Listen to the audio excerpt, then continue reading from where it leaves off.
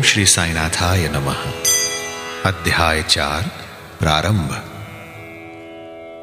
आए शिरडी में जब साईं, पवित्र हुआ वो स्थान। साईं के रूप में विठ्ठल, पंढरी संगम स्नान।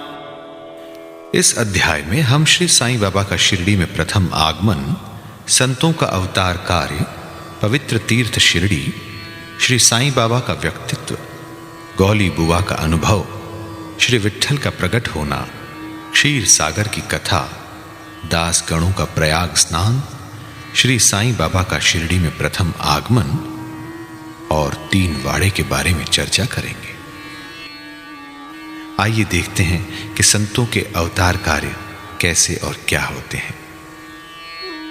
भगवद गीता 4 अध्याय 7 और 8 में भगवान श्री कृष्ण कहते हैं कि जब जब धर्म की हानि और अधर्म की वृद्धि होती है, तब तब मैं अवतार धारण करता हूं। धर्म स्थापन, दुष्टों का विनाश तथा साधुजनों के परित्राण के लिए मैं युग युग में जन्म लेता हूं।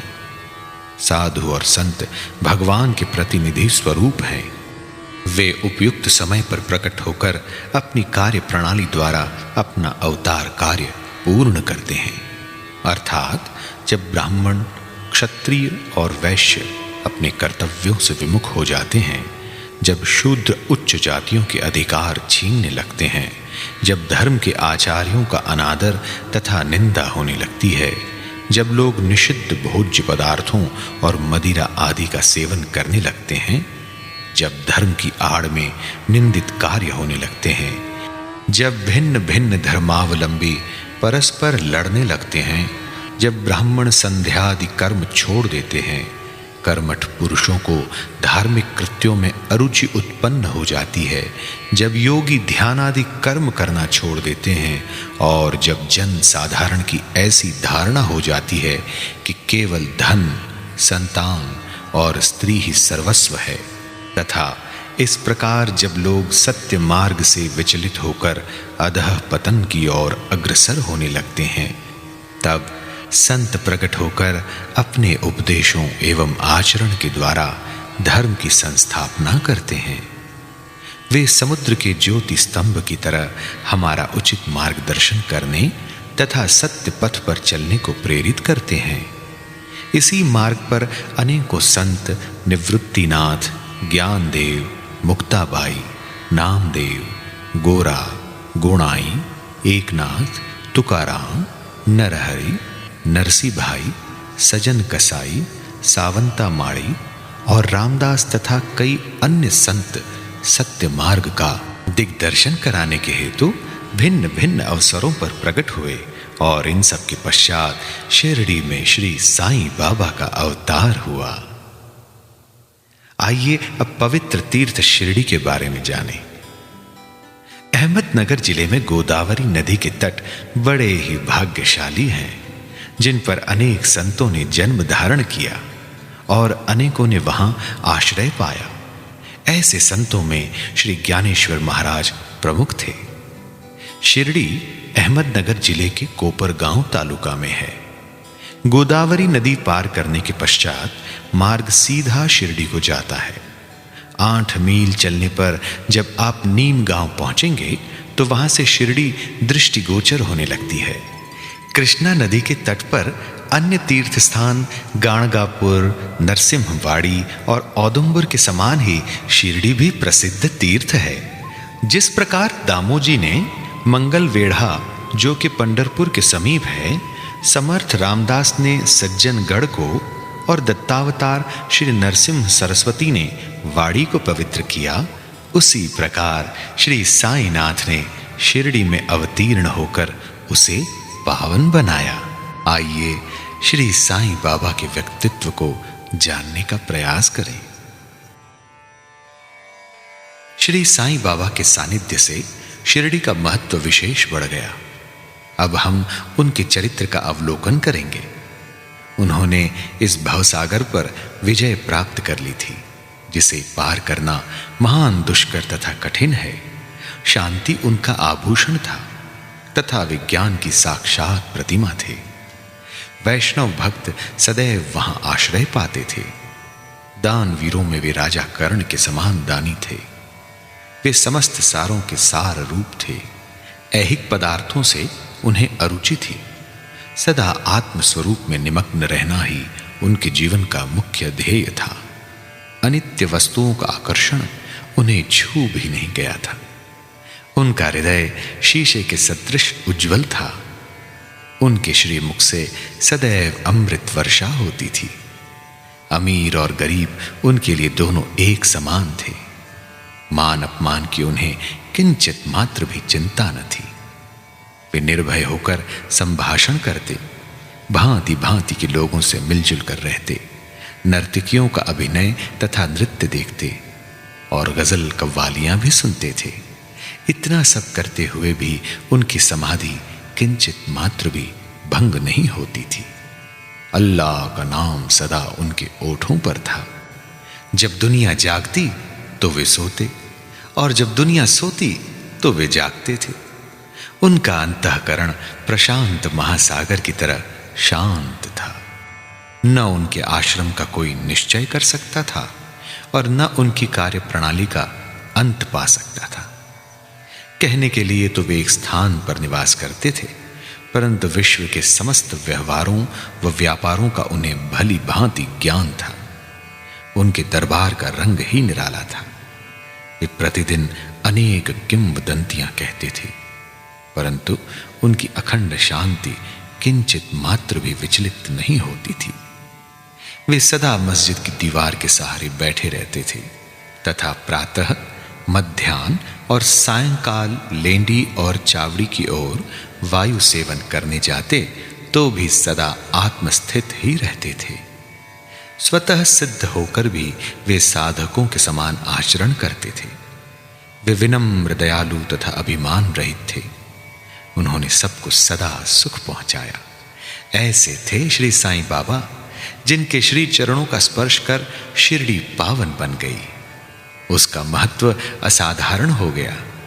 जिस प्रकार ज्ञानेश्वर ने आळंदी और एकनाथ ने पैठण का उत्थान किया, वही गति श्री साईं बाबा द्वारा शिरडी को प्राप्त हुई।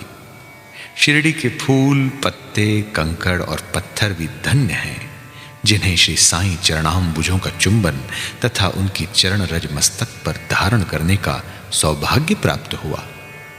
भक्तगण को शिरडी एक दूसरा पंढरपुर, जगन्नाथपुरी, द्वारका, बनारस, महाकालेश्वर तथा गोकर्ण महाबलेश्वर बन गई। श्री साईं का दर्शन करना ही भक्तों का वेद मंत्र था, जिसके परिणाम स्वरूप आसक्ति घटती और आत्मदर्शन का पथ सुगम होता था। उनका श्री दर्शन ही योग साधन था और उनसे वार्तालाप करने से समस्त पाप नष्ट हो जाते थे। उनका पाद सेवन करना ही त्रिवेणी स्नान के समान था तथा चरणामृत पान करने मात्र से ही समस्त इच्छाओं की तृप्ति होती थी। उनकी आज्ञा हमारे लिए वेद सदृश थी। प्रसाद तथा उदी ग्रहण करने से चित्त की शुद्धि होती थी। वे ही हमारे राम और कृष्ण थे, जिन्होंने हमें मुक्ति प्रदान की। वे ही हमारे पर ब्रह्म थे। वे छंदों से परे रहते तथा कभी निराश व हताश नहीं होते थे। वे सदा आत्मस्थित, चैतन्य घन तथा आनंद की मंगल मूर्ति थे। कहने को तो शिरडी उनका मुख्य केंद्र था, परंतु उनका कार्यक्षेत्र पंजाब, कलकत्ता, उत्तरी भारत, गुजरात, ढाका और कोंकण तक विस्तृत था। श्री साईं बाबा की कीर्ति दिन प्रतिदिन चारों ओर फैलने लगी और जगह जगह से दर्शनार्थ आकर उनके भक्त लाभ उठाने लगे। केवल दर्शन से ही मनुष्यों, चाहे वे शुद्ध अथवा अशुद्ध हृदय के हों, के चित्त को परम शांति मिल जाती थी। उन्हें उसी आनंद का अनुभव होता था जैसा कि पंढरपुर में श्री विट्ठल के दर्शन से होता है। ये कोई अतिशयोक्ति नहीं है। देखिए, एक भक्त जिनका नाम गौली बुआ था, उन्होंने यही अनुभव पाया। लगभग 95 वर्ष के वयोवृद्ध भक्त जिनका नाम गौली बुआ था, पंढरी के एक वारकरी थे। वे 8 मास पंढरपुर तथा 4 मास गंगा तट पर निवास करते थे। सामान ढोने के लिए वे एक गधे को अपने पास रखते और एक शिष्य भी सदैव उनके साथ रहता था। वे प्रतिवर्ष वारी लेकर पंढरपुर जाते और लौटते समय श्री बाबा के दर्शनार्थ शिरडी आते थे। बाबा पर उनका अगाध प्रेम था। वे बाबा की ओर एकटक निहारते और कह उठते थे कि अरे, ये तो श्री पंढरीनाथ, श्री विट्ठल के अवतार हैं, जो अनाथ नाथ, दीन दयालु और दीनों के नाथ हैं। गौली बुआ श्री विठोबा के परम भक्त थे। उन्होंने अनेक बार पंढरी की यात्रा की तथा प्रत्यक्ष अनुभव किया कि श्री साईं बाबा सचमुच में ही पंढरीनाथ हैं। अब देखें कि विट्ठल स्वयं कैसे प्रकट हुए। श्री साईं बाबा की ईश्वर चिंतन और भजन में विशेष अभिरुचि थी। वे सदैव अल्लाह मालिक पुकारते तथा भक्तों से कीर्तन सप्ताह करवाते। वे इसे नाम सप्ताह भी कहते थे। एक बार उन्होंने दासगणों को कीर्तन सप्ताह करने की आज्ञा दी। दासगणों ने बाबा से कहा कि आपकी आज्ञा मुझे शिरोधार्य है, परंतु इस बात का आश्वासन मिलना चाहिए कि सप्ताह के अंत में विट्ठल अवश्य प्रकट होंगे। बाबा ने अपना हृदय स्पर्श करते हुए कहा, विट्ठल अवश्य प्रकट होंगे, परंतु साथ ही भक्तों में श्रद्धा व तीव्र उत्सुकता का होना भी अनिवार्य है। ठाकुरनाथ की डंकपुरी, विट्ठल की पंढरी रणछोड़ की द्वारका तो यही है। किसी को दूर जाने की आवश्यकता नहीं है। क्या विट्ठल कहीं बाहर से आएंगे? अरे, वे तो यहीं विराजमान हैं। जब भक्तों में प्रेम और भक्ति का स्रोत प्रवाहित होगा तो विट्ठल स्वयं ही यहां प्रकट हो जाएंगे। सप्ताह समाप्त होने के बाद विट्ठल भगवान इस प्रकार प्रकट हुए। काका साहेब दीक्षित सदैव की भांति स्नान करने के पश्चात जब ध्यान करने को बैठे तो उन्हें विट्ठल के दर्शन हुए। दोपहर के समय जब वे बाबा के दर्शनार्थ मस्जिद पहुंचे तो बाबा ने उनसे पूछा, क्यों, विट्ठल पाटिल आए थे ना? क्या तुम्हें उनके दर्शन हुए? वे बहुत चंचल हैं, उनको दृढ़ता से पकड़ लो। यदि थोड़ी भी असावधानी की तो वे बचकर निकल जाएंगे। ये प्रातः काल की घटना थी और दोपहर के समय उन्हें पुनः दर्शन हुए। उसी दिन एक चित्र बेचने वाला विठोबा के 25-30 चित्र लेकर वहां बेचने को आया। ये चित्र ठीक वैसा ही था जैसा कि काका साहेब दीक्षित को ध्यान में दर्शन हुए थे। चित्र देखकर और बाबा के शब्दों का स्मरण कर काका साहेब को बड़ा विस्मय और प्रसन्नता हुई। उन्होंने एक चित्र सहर्ष खरीद लिया और उसे अपने देवघर में प्रतिष्ठित कर दिया। ठाणे के अवकाश प्राप्त मामलतदार श्री बीवी देव ने अपने अनुसंधान के द्वारा यह प्रमाणित कर दिया कि शिरडी पंढरपुर की परिधि में आती है। दक्षिण में पंढरपुर श्री कृष्ण का प्रसिद्ध स्थान है, अतः शिरडी ही द्वारिका है। द्वारिका की एक और व्याख्या सुनने में आई है, जो कि कैवारी नारायण अय्यर द्वारा लिखित भारतवर्ष का स्थायी इतिहास में स्कंद पुराण से उद्धृत की गई है। वह इस प्रकार है, चतुर्वर्णामपि वर्गाणाम यत्र द्वाराणि सर्वतः अतो द्वारावतीत्युक्ता विद्वद्भिस्तत्त्वादिभिः। जो स्थान चारों वर्णों के लोगों को धर्म, अर्थ, काम और मोक्ष के लिए सुलभ हो, दार्शनिक लोग उसे द्वारका के नाम से पुकारते हैं। शिरडी में बाबा की मस्जिद केवल चारों वर्णों के लिए ही नहीं, अपितु दलित, अस्पृश्य और भागोजी शिंदे जैसे कोढ़ी आदि सभी के लिए खुली थी। अतः शिरडी को द्वारका कहना ही सर्वथा उचित है। आइए अब हम भगवंत राव क्षीर सागर की कथा सुने। श्री विट्ठल पूजन में बाबा को कितनी रुचि थी, यह भगवंत राव क्षीर सागर की कथा से स्पष्ट है। भगवंत राव के पिता विठोबा के परम भक्त थे। जो प्रतिवर्ष पंढरपुर को वारी लेकर जाते थे। उनके घर में विठोबा की एक मूर्ति थी जिसकी वे नित्य प्रति पूजा करते थे। उनकी मृत्यु के पश्चात उनके पुत्र भगवंत राव ने वारी पूजन, श्राद्ध इत्यादि समस्त कर्म करना छोड़ दिया। जब भगवंत राव शिरडी आए तो बाबा उन्हें देखते ही कहने लगे, इनके पिता मेरे परम मित्र थे, इसी कारण मैंने इन्हें यहां बुलाया है। इन्होंने कभी नैवेद्य अर्पण नहीं किया तथा मुझे और विठोबा को भूखों मारा है, इसलिए मैंने इन्हें यहां आने को प्रेरित किया है।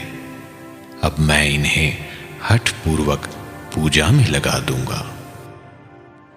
आइए अब सुनते हैं दासगणों का प्रयाग स्नान। गंगा और यमुना नदी के संगम पर प्रयाग प्रसिद्ध पवित्र तीर्थ स्थान है। हिंदुओं की ऐसी भावना है कि वहां स्नानादि करने से समस्त पाप नष्ट हो जाते हैं। इसी कारण प्रत्येक पर्व पर सहस्त्रों भक्तगण वहां जाते हैं और स्नान का लाभ उठाते हैं। एक बार दासगणों ने भी वहां जाकर स्नान करने का निश्चय किया। इस विचार से वे बाबा से आज्ञा लेने उनके पास गए। बाबा ने कहा, इतनी दूर व्यर्थ भटकने की क्या आवश्यकता है? अपना प्रयाग तो यही है, मुझ पर विश्वास करो। आश्चर्य, महान आश्चर्य! जैसे ही दासगणों बाबा के चरणों पर नत हुए तो बाबा के श्री चरणों से गंगा यमुना की धारा वेग से प्रवाहित होने लगी। ये चमत्कार देखकर दासगणों का प्रेम और भक्ति उमड़ पड़ी। आंखों से अश्रुओं की धारा बहने लगी। उन्हें कुछ अंतःस्फूर्ति हुई और उनके मुख से श्री साईं बाबा की स्रोतस्विनी स्वतः प्रवाहित होने लगी। चलिए अब देखते हैं कि श्री साईं बाबा का शिरडी में प्रथम आगमन कैसे हुआ।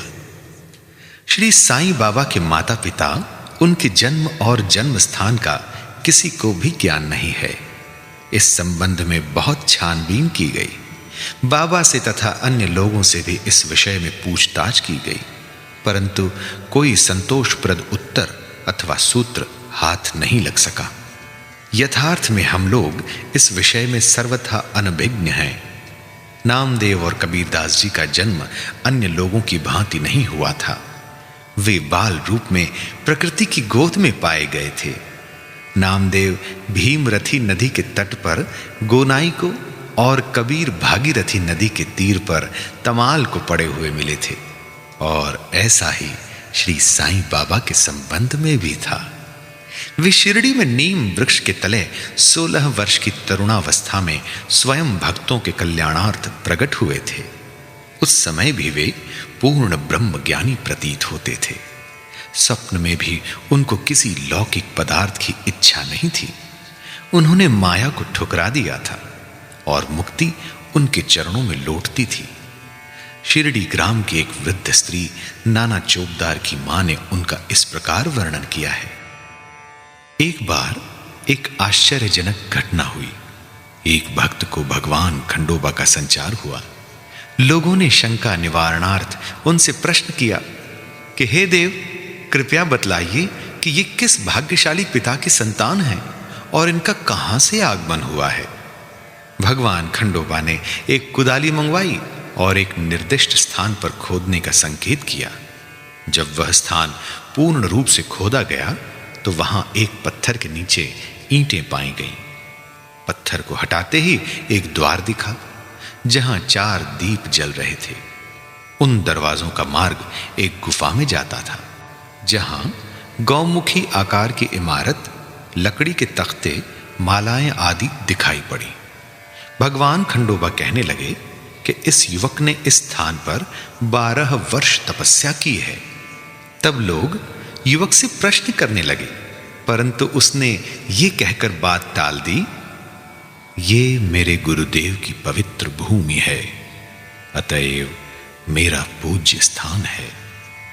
तब लोगों ने उस दरवाजे को पूर्ववत बंद कर दिया।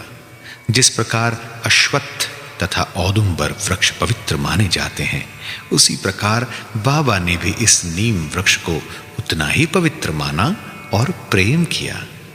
महालसापति तथा शिरडी के अन्य भक्त इस स्थान को बाबा के गुरु का समाधि स्थान मानकर सदैव नमन किया करते थे। आइए अब 3 वाड़े की कहानी सुनते हैं। नीम वृक्ष के आसपास की भूमि श्री हरि विनायक साठे ने मोल ले ली और उस स्थान पर एक विशाल भवन का निर्माण किया, जिसका नाम साठे वाड़ा रखा गया। बाहर से आने वाले यात्रियों के लिए वह वाड़ा ही एकमात्र विश्राम स्थान था, जहां सदैव भीड़ रहा करती थी।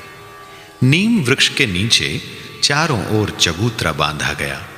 सीढ़ियों के नीचे दक्षिण की ओर एक छोटा सा मंदिर है, जहां भक्त लोग चबूतरे के ऊपर उत्तराभिमुख होकर बैठते हैं।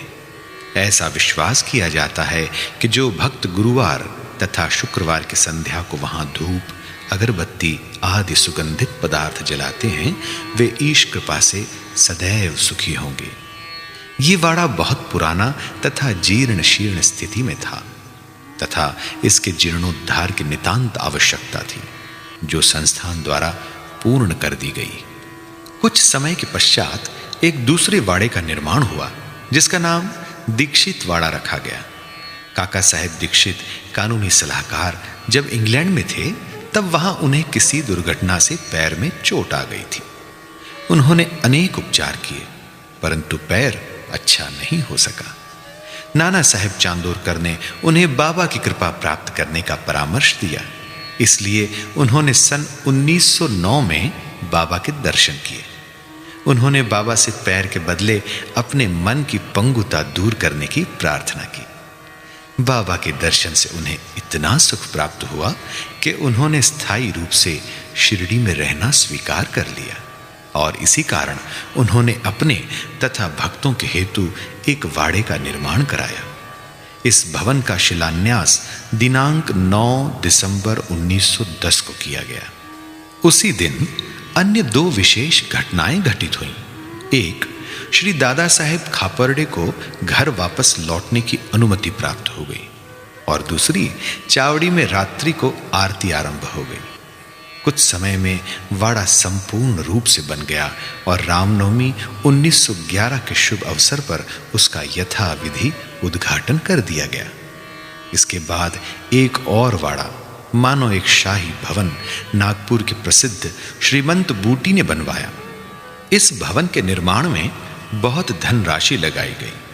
उनकी समस्त निधि सार्थक हो गई, क्योंकि बाबा का शरीर अब वहीं विश्रांति पा रहा है और फिलहाल वह समाधि मंदिर के नाम से विख्यात है। इस मंदिर के स्थान पर पहले एक बगीचा था, जिसमें बाबा स्वयं पौधों को सींचते और उनकी देखभाल किया करते थे। जहां पहले एक छोटी सी कुटी भी नहीं थी, वहां 3 वाड़ों का निर्माण हो गया। इन सब में साठे वाड़ा पूर्व काल में बहुत ही उपयोगी था।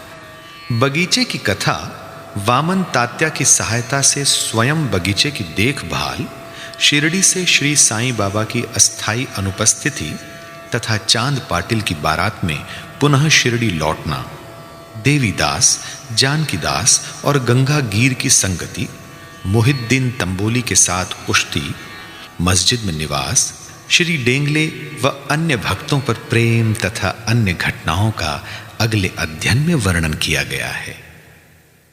श्री सद्गुरु साईनाथार्पणमस्तु। शुभम भवतु। साईं की सेवा में जिसने जीवन दिया लुटाए, वो ही भवसागर तरा, वो ही मुक्ति पाए। साईनाथ महाराज की जय। चतुर्थ अध्याय संपूर्णम।